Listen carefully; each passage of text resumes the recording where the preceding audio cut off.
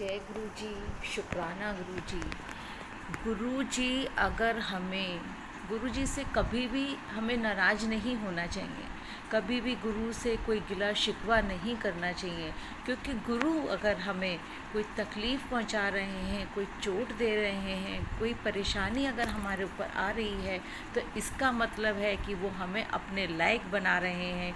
किसी काम के लिए, किसी मकसद से वो हमें तकलीफ़ दे रहे हैं, चोट पहुंचा रहे हैं।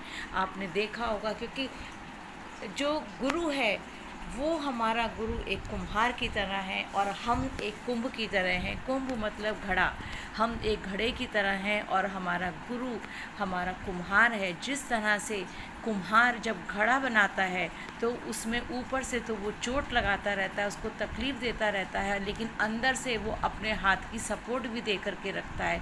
ठीक उसी तरह हमारे गुरु जी हमें अगर कोई दुख तकलीफ़ दे रहे हैं, कोई परेशानी अगर हमारे पर आई हुई है, तो हमें कभी भी अपने गुरु महाराज से नाराज़ नहीं होना चाहिए, कभी भी अपने परमात्मा से कोई गिला शिकवा नहीं करना चाहिए।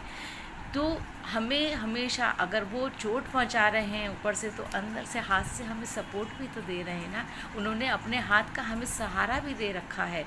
इसीलिए हमेशा कभी भी कोई भी दुख तकलीफ़ आए, हमेशा शुक्राने में रहिए, उस परमात्मा का शुक्राना करिए कि आप हमें अगर कोई दुख तकलीफ़ दे रहे हैं, कोई परेशानी दे रहे हैं, तो ज़रूर हमारा उसमें कुछ कल्याण होगा।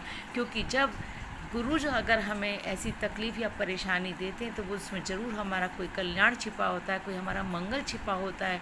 तो कभी भी हमेशा जब भी कोई परेशानी आए, तो यही सोचिए कि हमारा मालिक हमारा कुम्हार है और हम उसके घड़े, वो अपने घड़े को ठोक पीट करके बाहर से चोट पहुंचा करके, लेकिन अंदर से अपने हाथ की सपोर्ट दे करके हमें अपने लायक बना रहा है। लोगों के कल्याण के लिए हमें उस लायक बना रहा है कि हम कुछ कर सकें कुछ।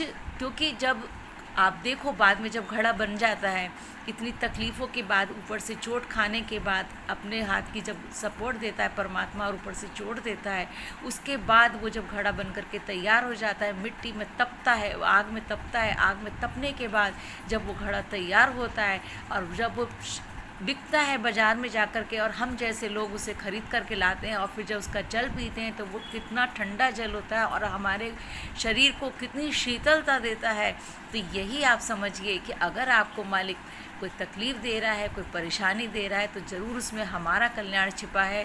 ज़रूर वो हमें किसी लायक, किसी मकसद के लायक बना रहा है, अपने लायक बना रहा है। तो हमेशा परमात्मा का शुक्राना कीजिए, कभी भी मालिक से नाराज़ ना होइए, कभी उनसे कोई गिला शिकवा मत करिए।